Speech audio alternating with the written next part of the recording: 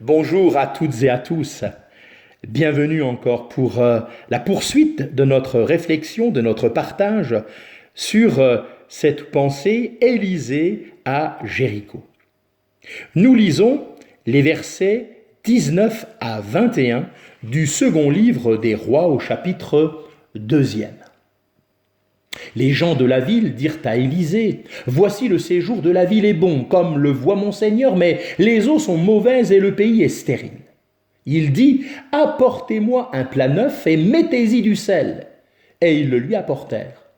Il alla vers la source des eaux et il y jeta du sel et dit, « Ainsi parle l'Éternel, j'assainis ces eaux, il n'en proviendra plus ni mort ni stérilité. Amen. » Ce n'est pas la source en elle-même, mais le caractère de son eau qui a une importance vitale.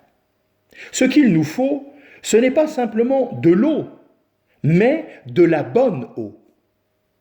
Aller écouter un enseignement plein d'erreurs, parce que nous nous y trouvons en bonne compagnie, ou parce que le déroulement du service nous plaît, c'est jouer dangereusement avec la vérité.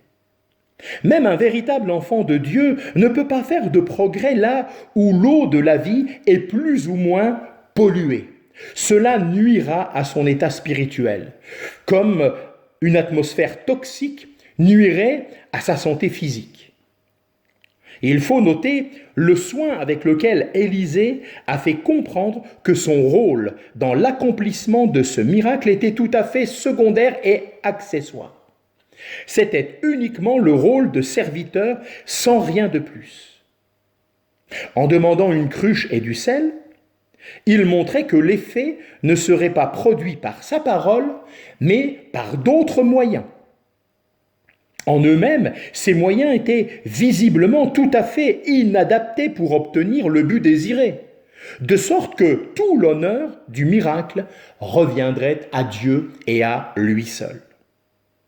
De ces deux remarques, nous pouvons tirer une application pour la prédication de l'Évangile.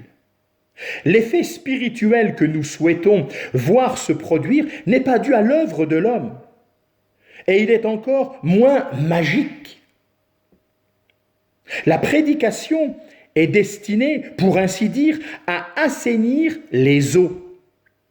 Mais ce moyen est en lui-même totalement incapable de produire la vie spirituelle.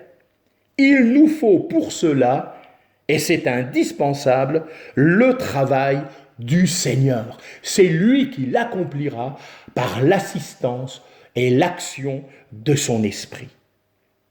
Permettez-moi ces quelques paroles d'un vieux cantique. Écoutez tous une bonne nouvelle. C'est pour sauver que Jésus-Christ est mort. Qui croit au Fils a la vie éternelle. Notre salut est un don du Dieu fort. Ah, recevez cette douce parole que l'Esprit Saint adresse à votre cœur. C'est Jésus seul qui guérit et console. Accourez tous vers ce divin Sauveur et nous disons Amen, gloire à Dieu.